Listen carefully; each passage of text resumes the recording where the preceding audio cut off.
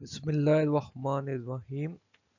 अल्लाहुम्मा सल्ली अला सय्यिदिना व मौलाना मुहम्मदिन व अला आले सय्यिदिना व मौलाना मुहम्मदिन व बारिक व सल्लिम।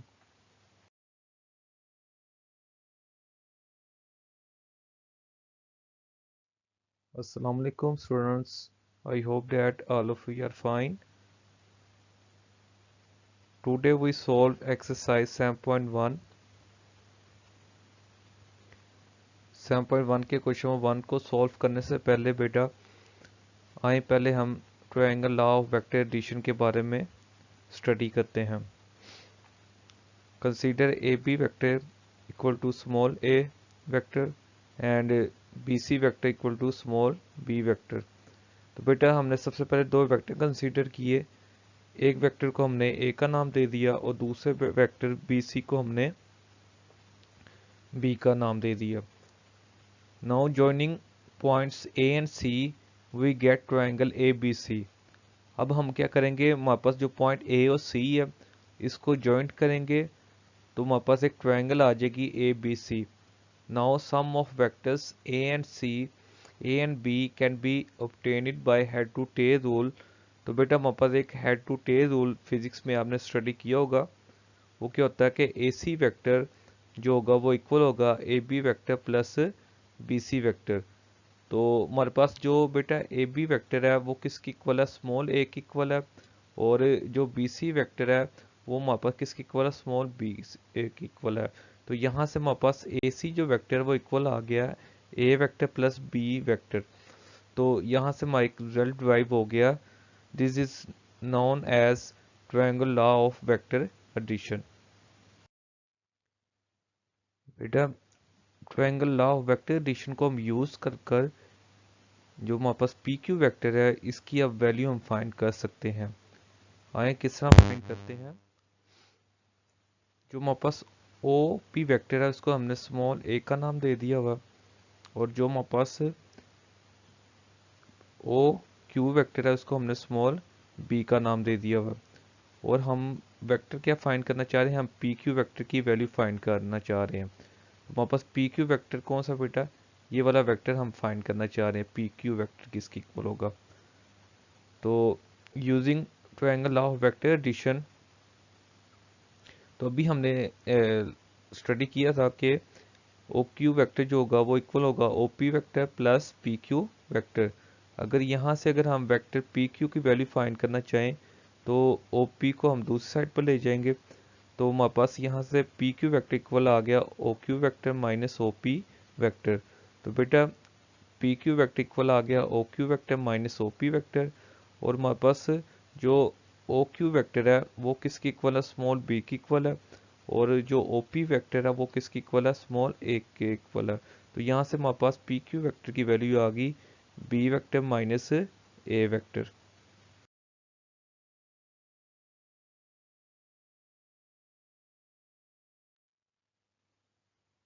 बेटा अब हम 7.1 के क्वेश्चन नंबर 1 को सॉल्व करेंगे।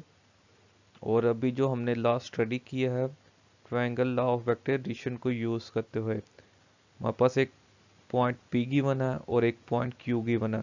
तो सबसे पहले आपने OP पोजीशन वेक्टर फाइंड करना है, नहीं पॉइंट P का।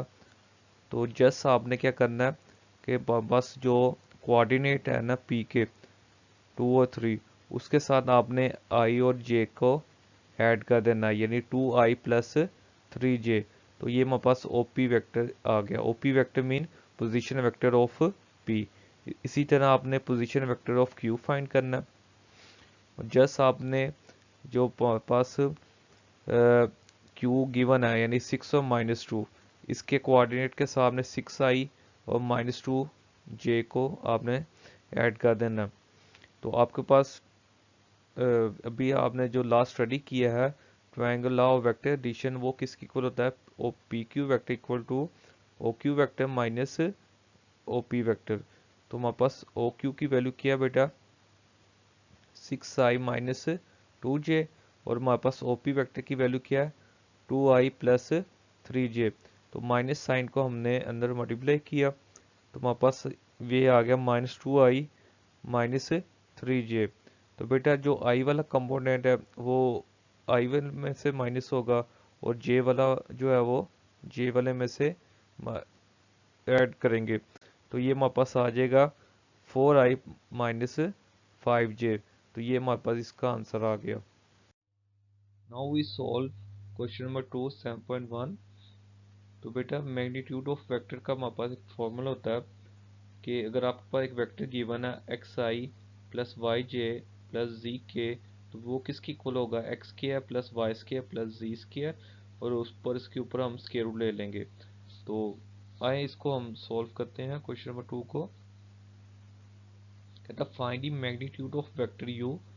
तो ये एक वेक्टर हमें गिवन है u, हमने इसका मैग्नीट्यूड फाइंड करना है। अब आप बेटा यहाँ जो i कंपोनेंट है उसके साथ भी 1 है, और जो j कंपोनेंट है उसके साथ भी 1 है। तो इसका जो मैग्नीट्यूड किसका फाइंड करेंगे, जस्ट हम 1 का स्केल ले लेंगे, और इसी तरह यहाँ भी 1 का स्केल ले लेंगे, क्योंकि i और j के जो कंपोनेंट है वो 1 है। तो 1 का स्केयर 1 ही होगा, इसी तरह 1 का स्केयर 1 आ गया। तो हमारे पास इसका मैग्नीट्यूड किसकी इक्वल आ गया, स्क्वायर रूट 2 के। तो ये हमारे पास फर्स्ट वाले का आंसर आ गया। इसी तरह बेटा इसका नेक्स्ट पार्ट देखते हैं। बेटा ये जो उसने ब्रैकेट में लिखा ना, ये भी वेक्टर की को लिखने का एक दूसरी फॉर्म है। तो इसको किस्सा इसमें इसका मैग्नीट्यूड किस्सा फाइंड करेंगे। जस्ट आपने 3 और -4 का स्केयर ले लिया और उनको ऐड किया, तो 3 का स्केयर क्या आ गया 9, और -4 का स्केयर क्या आएगा 16। तो बेटा 16 प्लस 9 आपके पास 25। तो ये तो 25 का स्केयर रूट आपके पास 5। तो ये इसका आंसर आ गया। Now we solve question number 4। Question number 4 में हमें बेटा कह रहा है find the sum of vectors A B and C D given the 4 points A B C and D. तो बेटा आपने सबसे पहले ए बी वेक्टर फाइंड करना है, सी डी वेक्टर फाइंड करना है, फिर इन दोनों वेक्टर्स का जो आंसर आएगा उनको आप इसमें ऐड करना है। तो ए बी वेक्टर हमारे पास किसकी इक्वल होगा कि ए बी वेक्टर क्या होता है बेटा, ओ B vector minus O A vector. तो हमने जो हमारे पास बी के कंपोनेंट है यानी 2 है, उसको इस 1 में से हमने माइनस करना है, और उसके साथ आई आ जाएगा साथ। इसी तरह 0 में से हमने -1 किया, तो 0 -1 आ गया, और साथ जे आ गया। तो हमारे पास ए बी वेक्टर इक्वल आ गया आई प्लस जे के। सेम इसी तरह हमने सी डी वेक्टर फाइंड किया। तो सी डी वेक्टर किसकी इक्वल होगा, ओ डी वेक्टर माइनस ओ सी वेक्टर। तो हमने जो डी के कंपोनेंट है यानी उसको पहले लिखा है, और जो सी के कंपोनेंट है उसको बाद में लिखा है। तो ये हमारे पास सी डी वेक्टर जो है वो इक्वल आ जाएगा -i माइनस जे के। अब इन दोनों वेक्टर्स को ऐड करना है। तो ए बी वेक्टर हमारे पास इक्वल है i प्लस जे के, और सी डी वेक्टर इक्वल है -i माइनस जे के। तो बेटा ब्रैकेट ओपन करेंगे तो -i माइनस जे आ जाएगा। तो बेटा आपको नज़र आ रहा है कि i वाला i से कैंसिल हो जाएगा, और j वाला j के साथ। तो हमारे पास A B vector plus C D vector जो है ये इक्वल आ जाएगा 0 वेक्टर के। Now we solve question number 5।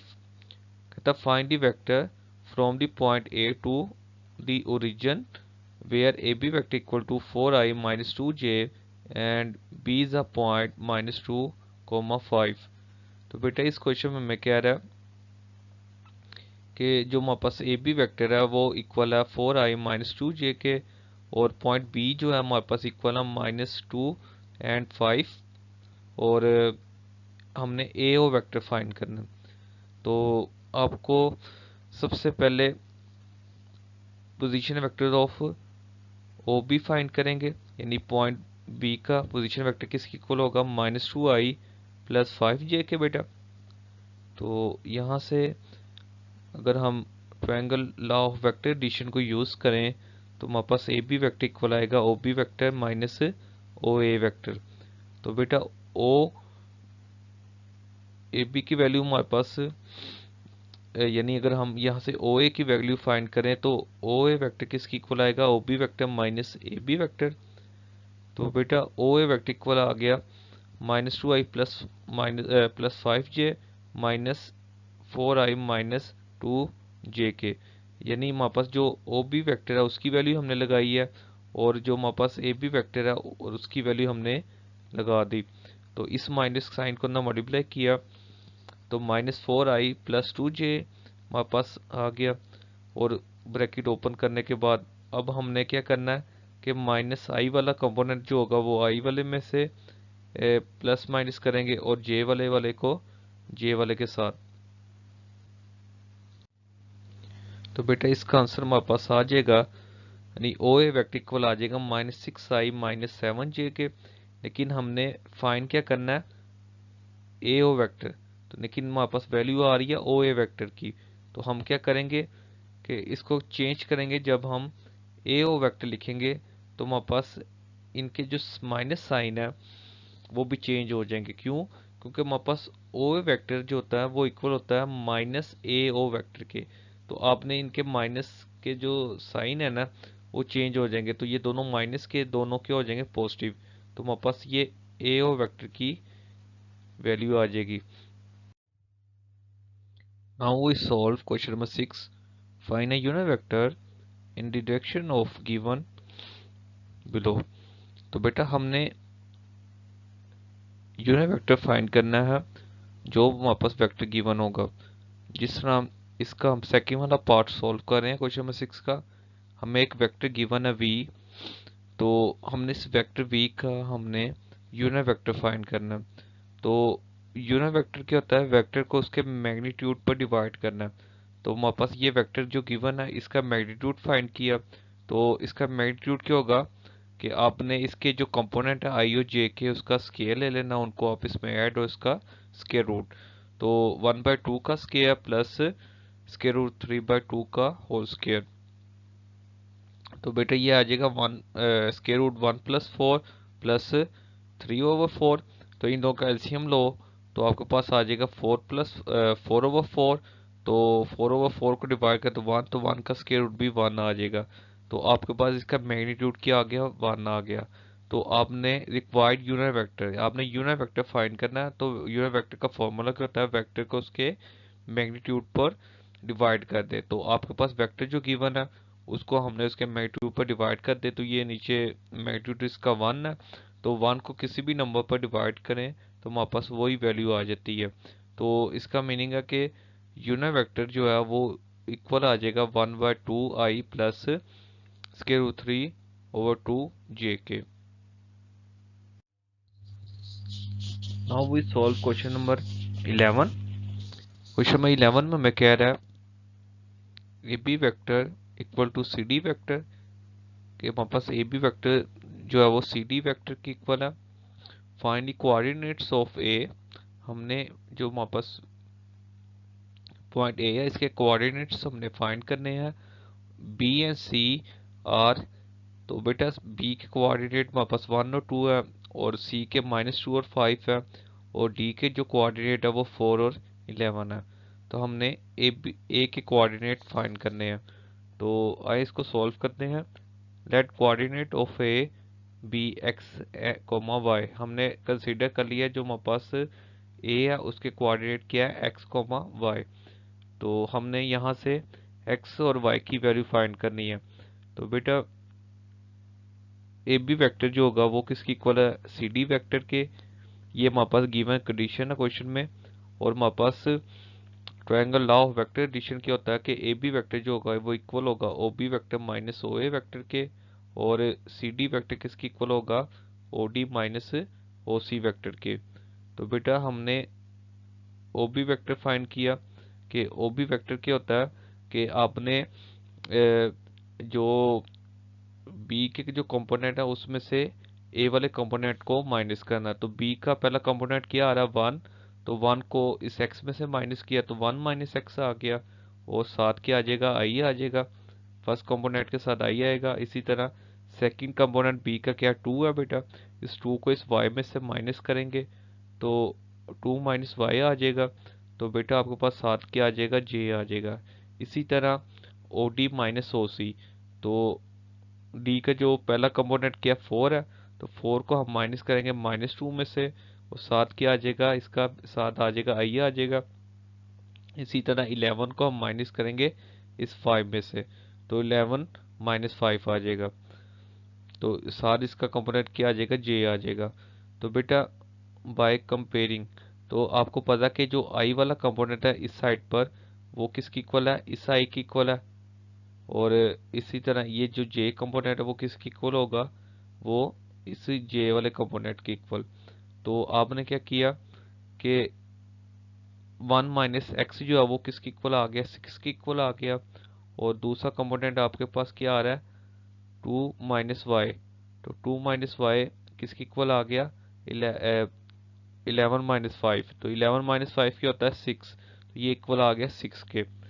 तो बेटा यहाँ से अगर हम x की वैल्यू फाइंड करें, तो x को अगर हम दूसरी साइड पर ले आए, तो x इक्वल आ गया 1 -6 के, तो 1 - 6 क्या होता है -5, तो x की वैल्यू आ गई -5। और इसी तरह अगर हम इस y की वैल्यू फाइंड करें, तो y को अगर हम दूसरी साइड पर ले आए, तो -5 आ गया। और बेटा +2 जो है दूसरी साइड पर आकर क्या हो गया, -2 हो गया। तो 6 - 2 क्या होगा, -4 आ गया। और जो y के साथ माइनस आ रहा है उसको हमने दूसरी साइड पर ले गए, तो -4 आ गई y की वैल्यू। तो इसका मीनिंग है जो हमारे पास रिक्वायर्ड पॉइंट ए हमने जो फाइंड करना है उसमें x की वैल्यू -5 होगी, और जो y की वैल्यू हो -4 होगी। Now we solve question number 12. Find the position vector of the point of division of line segment joining the following pair of points. तो बेटा इस क्वेश्चन में हम एक फॉर्मूला यूज करेंगे कि हमारे पास पोजीशन वेक्टर फाइंड करने का फॉर्मूला होता है Q A plus P B over P plus Q. P और क्यू जो हमारे पास है ये एक रेशो होती है जो एक दो वेक्टर्स को डिवाइड करती है, और ए और बी हमारे पास दो वेक्टर गिवन हो गए। जिस तरह क्वेश्चन नंबर 12 का जो फर्स्ट वाला पार्ट है उसमें मैं कह रहा point C with position vector, तो जो हमारे पास पॉइंट सी है उसका पोजीशन वेक्टर किसकी इक्वल है, 2i प्लस 3j की इक्वल है। इसको हमने बेटा ए का नाम दे देना है। और जो दूसरा पोजीशन वेक्टर है डी का उसको हमने बी का नाम दे देना। और एक रेशियो हमारे पास किसकी इक्वल होगी, पी के, और एक इस क्यू के। जस्ट हमने यानी जो फर्स्ट रेशियो है उसको पी का नाम दे दिया, दूसरी रेशियो को क्यू का।